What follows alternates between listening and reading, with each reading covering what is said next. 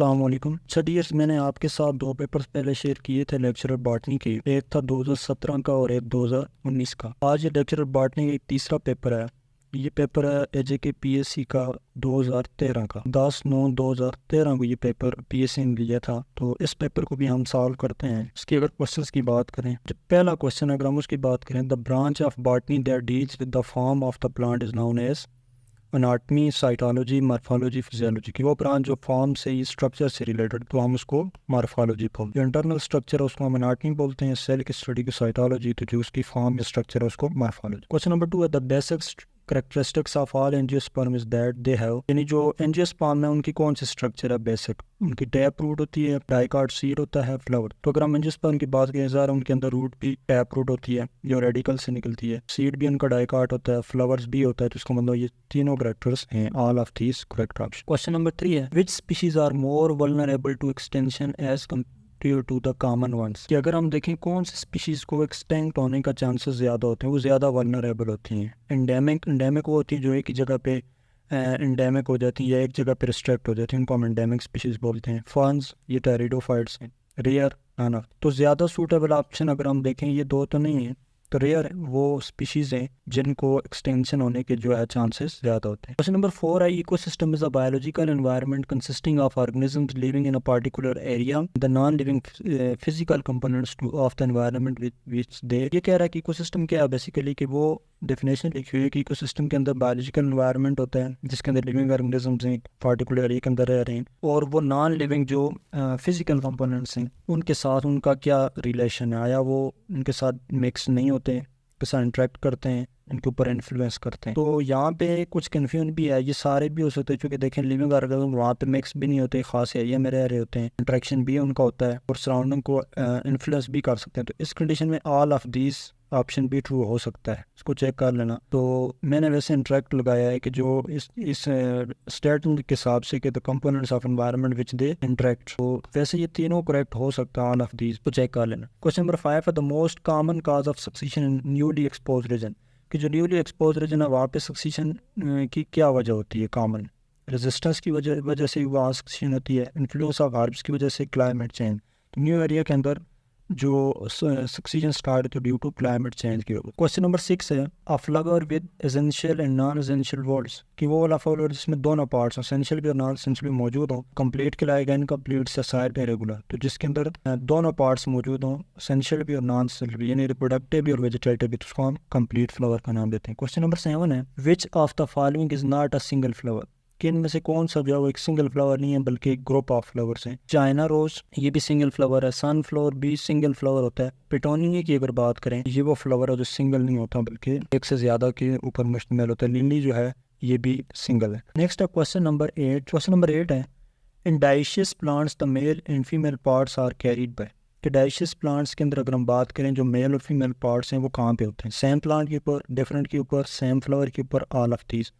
तो अगर हम डाइशियस प्लांट्स की बात करें वहाँ पे जो मेल और फीमेल प्लांट्स हैं वो दो डिफरेंट प्लांट के ऊपर मौजूद हैं, एक पे मेल होगा और दूसरे पे फीमेल। क्वेश्चन नंबर 9 है plants which flower only once in their life. कि वो कौन से फ्लावर हैं, प्लांट्स हैं जो सिर्फ लाइफ में एक ही दफ़ा फ्लावर देते हैं। क्लस्ट्रोकार्पिक, पॉलीकार्पिक, मोनोकार्पिक, पेरिकार्पिक। तो उनको हम मोनोकार्पिक बोलते हैं जो लाइफ में एक ही वो दफ़ा जो है वो फ्लावरिंग शो करते हैं। क्वेश्चन नंबर 10 है the third whorl in flower is known as. Flower क्या आपको पता है, वो मोस्टली 4 फ्लावर्स होते हैं। सबसे बाहर जो है उसके सेपल होते हैं, उसके अंदर पेटल होते हैं और उसके अंदर स्टेमन होते हैं, और सबसे अंदर अगर हम देखें तो कार्पल या पिस्टल होता है। तो जो थर्ड वॉल है वो क्या बुलाता है, स्टेम। क्वेश्चन नंबर 11 है अ flower is brightly coloured scented and स्क्रीट nectar it is mostly probably. कि अगर फ्लावर की बात करें, अगर वो कलर्ड भी हो, सेंटेड भी हो और नेक्टर भी क्रिएट कर रहा हो, तो वहाँ पे पोलिनेशन किसके जरिए होगी, वेंट के जरिए। स्टिराइल होंगे वो, पोलिनेटेड बाय इंसेक्ट्स ना ज़रा नेक्टर भी क्रिएट कर रहे हैं, सेंटेड भी हैं और कलर्ड भी हैं, तो ये ज़्यादा चांसेस यही हैं इंसेक्ट्स पोलिनेटेड होंगे। क्वेश्चन नंबर 12 है in bisexual flowers when the gynoecium mature earlier than the androecium is called. Bisexual flowers वो होते हैं जिसमें दोनों मेल और फीमेल पार्ट एक ही फ्लावर के ऊपर मौजूद होते हैं। उसका क्या है, अगर वहाँ पे गायनेशियम जो है वो पहले मैच्योर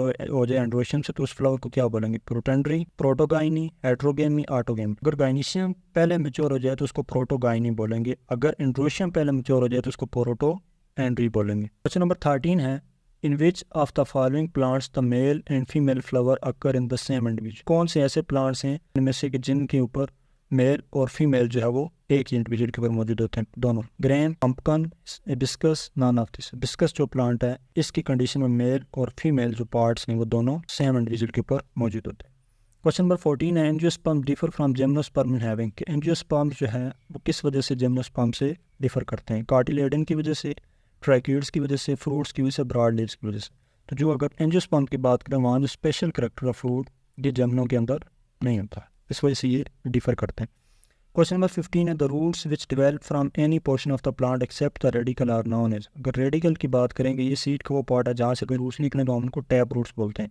अगर रेडिकल के अलावा किसी पार्ट से निकले स्टेम से, लीव्स वगैरह से, तो फिर हम उनको एडवांटेशियस रूट्स बोलते हैं। एडवांटेशियस रूट्स कौन से होंगी? वो वाली रूट्स जो अदर देन द रेडिकल से राइज। क्वेश्चन नंबर 16 है red root is another name of. Red root किसका नाम है? बीट रूट का, sugar cane root, potato root, none of the above. जो बीट रूट है, शुगर बीट रूट, इसको red root बोलते हैं क्योंकि इनके अंदर जो एंथोसाइनिन पिगमेंट्स हैं उनकी वजह से इनका कलर जो है वो रेड होता है। That's why these are known as red roots. Branches of stem are exogenous in origin, endogenous in origin, superficial, all of these. अब उस कंडीशन को, स्ट्रक्चर को हम एक्सोजीनियस स्ट्रक्चर बोलेंगे जो किसी आउटर सरफेस से अराइज हो। अगर इनसाइड सरफेस से अराइज हो तो हम उसको एंडोजीनियस का नाम देंगे। जो ब्रांचेस हैं स्टेम की वो आउटसाइड के ऊपर अराइज होती हैं। ज़्यादातर यही है कि हम जो ब्रांचेस ऑफ स्टेम उनको ये कहते हैं कि ये exogenous in origin. Next up, question number 18. Phyllodes is a modification of the leaf mean for photosynthesis in adaptation. कि जो फाइलोड है बेसिकली लीफ की मॉडिफिकेशन है और फोटोसिंथेसिस के लिए एक अडेप्टेशन है। किसके अंदर? जीरोफिटिक प्लांट्स के अंदर, हाइड्रोफिटिक, मीजोफिटिक, थैलोफिटिक। ये जीरोफिटिक प्लांट्स के अंदर एक लीफ की मॉडिफिकेशन है जहाँ पे ट्रांसपायरेशन जो है वो कम से कम हो, चुकी वहाँ वाटर की डेफिशिएंसी होती है तो वो लीफ को मॉडिफाई करके क्या बना देते हैं? फाइलोड। क्वेश्चन नंबर 19 है thick and woody climbers are called. जो थिक और वुडी क्लाइंबर्स उनको क्या बोलते हैं? Suckers, climbers, lianas, creepers. तो उनको लियानास का नाम दिया जाता है। 20 है parallel venation are found in monocots, dicot root, none of these. जो मोनोकार्ड इनके अंदर हमेशा पैरेलल वेनेशन होती है। जो डाइकार्ड है वहाँ रेटिकुलेट वेनेशन होती है। तो मोनोकार्ड करेक्ट ऑप्शन है। क्वेश्चन नंबर 21 है which of the following feature distinguish a monocot from a dicot plant. कि किस वजह से हम मोनोकार्ड और डाइकार्ड प्लांट के दरमियान डिफरेंशिएशन कर सकते हैं? फाइलोटैक्सी के जरिए। फाइलोटैक्सी कहते हैं arrangement of leaves on the stem.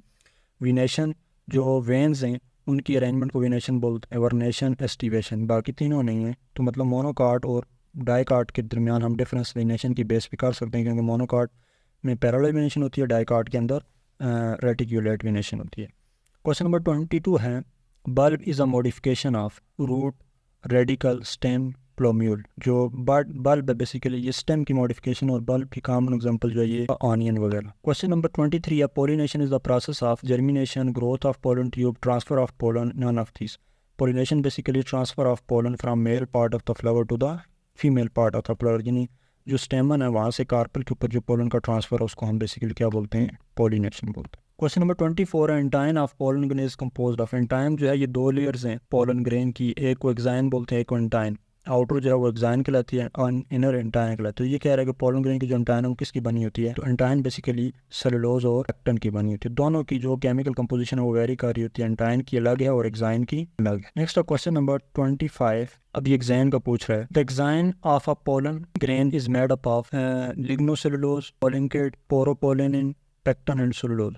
जो लेयर होती है पोलन ग्रेन की एंटाइन वो सेलुलोज और पेक्टन की बनी होती है। जो आउटर एक्साइन ये बनी होती है स्पोरोप्लिनिन। ये एक बायोपॉलीमर है और इससे जो है वो इसकी एक्साइन बनी होती है। Next question number 26 pollination which occurs in closed flower is known as. Closed flower के अंदर जो पोलिनेशन का प्रोसेस को क्या बोलते हैं? प्रोटोगाइनी, एलोगेमी, क्लिस्टोगेमी, पॉलीप्लाई। तो जो क्लोज फ्लावर्स हैं उनके अंदर ही पोलिनेशन का जो प्रोसेस उसको हम क्लिस्टोगेमी का नाम देते हैं। क्वेश्चन नंबर 27 है pollen grains of flowers pollinated by insects are went are not. कि जो फ्लावर्स इंसेक्ट्स के जरिए पोलिनेट हो रहे हैं, पोलन ग्रेन्स, या वेंट के जरिए पोलिनेट हो रहे हैं, तो वो क्या नहीं होंगे? रफ एंड स्टिकी नहीं होंगे, रफ एंड ड्राई नहीं होंगे, स्मूथ एंड ड्राई नहीं होंगे, लार्ज एंड शोई नहीं होंगे। ये ऑप्शन यहाँ पे गलत लगा हुआ है। देखें अगर इनमें से ज़्यादा जो प्रोप्रिएट है कि इंसेक्ट्स और वेंट के ज़रिए ट्रांसफर होने पोलो ग्रेन्स रफ और स्टिकी तो होते ही हैं, क्योंकि तभी वो स्टिकी होंगे तो इंसेक्ट्स वगैरह के ज़रिए वो ट्रांसफ़र होंगे। इसी तरह अगर हम वेंट की बात करें तो वहाँ पे स्मूथ और ड्राई होंगे तो तब भी वेंट उनको क्या करेगी? ट्रांसफ़र करेगी। तो ये लार्ज एंड शोई जो ऑप्शन है ये वो है, चूँकि ये पूछ रहा है कि कौन से नहीं होंगे। In pollen grains of flower pollinated insects are went are not large and showy, वो लार्ज एंड शोई नहीं होती। Next question number 28, the self pollination occurs between stamen and carpels of the sterile flowers, different flowers of the same plant, same flower or different flowers of the same plant, कि एक ही plant के different या same flowers के दरमियान pollination को हम self pollination बोलते हैं। क्वेश्चन नंबर 29 है, typical example of self pollination is cotton, wheat, rice, मेज, कि कौन सी एग्जांपल सेल्फ पॉलिनेशन की, ये भी यहाँ गलत लगा हुआ है। मेज़ जो है उसके अंदर क्रॉस पॉलिनेशन होती है, राइस के अंदर भी क्रॉस पॉलिनेशन होती है, कॉटन में भी क्रॉस पॉलिनेशन है। जो सेल्फ पॉलिनेशन हमें किसके अंदर मिलती है, वीट के अंदर मिलती है। क्वेश्चन नंबर 30 है, pollination is a characteristics of angiosperm, gymnosperm, fungi, pteridophytes. तो पॉलिनेशन चूँकि फ्लावर्स जो है वो एंजियोस्पर्म्स के अंदर मौजूद है और वहीं पे पॉलिनेशन है, तो इसका मतलब है ट्रू ऑप्शन जो है वो एंजियोस्पर्म्स। क्वेश्चन नंबर 31 है, which one of the following tells the best definition of a fruit. Fruit आपको पता है, राइपन जो ओवरी है उसको हम फ्रूट बोलते हैं, राइपन जो ओव्यूल उसको सीड बोलते हैं।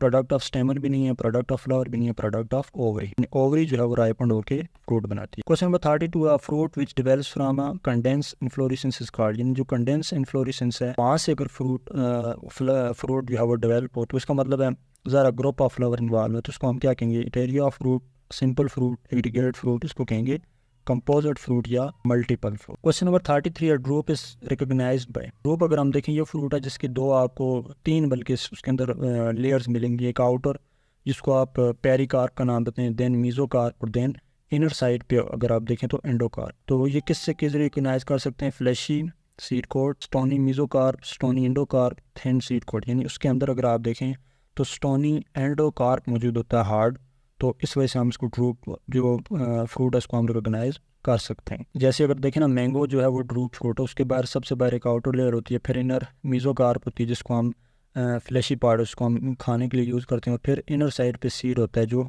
स्टोनी एंडोकार्प का नाम दिया जाता है। 34 है, the edible portion of the mango is epicarp, endocarp, pericarp, mesocarp. तो जो एडिबल पार्ट होता है वो मीजोकार्प होता है, उससे अंदर देखें तो स्टोनी आपको एंडोकार्प होता है, और सबसे बाहर पेरिकार्प होता है जो उसकी स्किन होती है या आउटर लेयर होती है। 35 है, the edible portion of the coconut is pericarp, mesocarp, seed coat, endosperm. जो कोकोनट का एडिबल पार्ट है उसको हम एंडोस्पर्म बोलते हैं। 36 a simple one seeded fruit with pericarp fused with the seed coat is known as, यानी वो वाला सिंपल फ्रूट जिसके अंदर सीड भी एक ही होता है और उसकी जो पेरिकार्प है वो फ्यूज्ड हुई होती है सीड कोट के साथ, उसको हम क्या बोलते हैं, कैरियोप्सिस का नाम लेते हैं। जिसमें पेरिकार्प सीड कोर्स के साथ फ्यूज नहीं होती उसको एकीन बोलते हैं, इसमें फ्यूज होती है उसको क्या बोलते हैं, कैरियोप्सिस बोलते हैं। नेक्स्ट है question number 37, lotus fruit is etaerio of achenes, capsule, berry, etaerio of berries. जो लोटस है वो बेसिकली ग्रुप ऑफ बेरीज के ऊपर कंसिस्ट कर रहा है, तो दैट्स इसको हम एटेरियो ऑफ बेरीज बोलते हैं, lotus fruit. Question number 38, a fruit which is monocarpellary, superior and dehiscence by one structure on leaves, कि वो वाला फ्रूट जो, ये पहली बात तो मोनोकार्पेलरी होता है, सुपीरियर भी होता है, और वन स्ट्रक्चर ऑनली जो है वो डिहेसिस होता है, तो उसको हम पोडिकल बोलते हैं। 39, अ फ्रूट ऑफ ग्रेमनीज, यानी जो ग्रेमनी है जैसे वीट, राइस वगैरह, इनका जो फ्रूट है उसको क्या बोलते हैं, कीन, नट, कैरियोप्सिस, ग्रेन्यूल। तो ये जो वीट, राइस वगैरह या ग्रेमनी है उनके फ्रूट को हम कैरियोप्सिस बोलते हैं। Question number 40, agar agar is obtained from, ये एगर एगर जो है पिछले भी किसी एक पेपर में रिपीट हुआ है, जो रेड एल्जी जिलीडियम उससे हम लेते हैं। क्वेश्चन नंबर 41 है, plants which are not differentiated into root, stem and leaves, यानी वो वाले प्लांट जिनको आप रूट, स्टेम और लीव्स में डिफरेंशिएट नहीं कर सकते उनको हेलोफाइट्स बोलते हैं। क्वेश्चन नंबर 42 है, which are most primitive group of the algae, यानी जो सबसे प्रिमिटिव है उनको हम ब्राउन एल्जी बोलते हैं। Question number 43, iodine is obtained from, iodine जो है ये लेमिनेरिया से ली जाता है, और लेमिनेरिया एल्जी है, और कौन सा एल्जी है, ब्राउन एल्जी। क्वेश्चन नंबर 44 है, which of the following is the most advance group of algae, यानी सबसे एडवांस जो ग्रुप एल्जी का, रोडोफाइटा, साइनोफाइटा, फियोफाइटा, कैराफाइटा। साइनोफाइटा सबसे प्रिमिटिव है, और सबसे जो एडवांस ग्रुप है वो रेड एल्जी का, जिसको आप रोडोफाइटा का नाम देते हैं। क्वेश्चन नंबर 45 है, which of the algae is responsible for red colour of the Red Sea, यानी जो रेड सी है उसको रेड सी क्यों बोलते हैं, वो रेड कलर हो जाता है किसी वजह से, एक एल्जी की वजह से, और ये एल्जी कौन सा है, क्लेमेडोमोनास भी नहीं है, लोथ्रॉक्स भी नहीं है, ये ब्लू ग्रीन एल्जी है, ट्राइकोडिस्मियम एरेथ्रियम।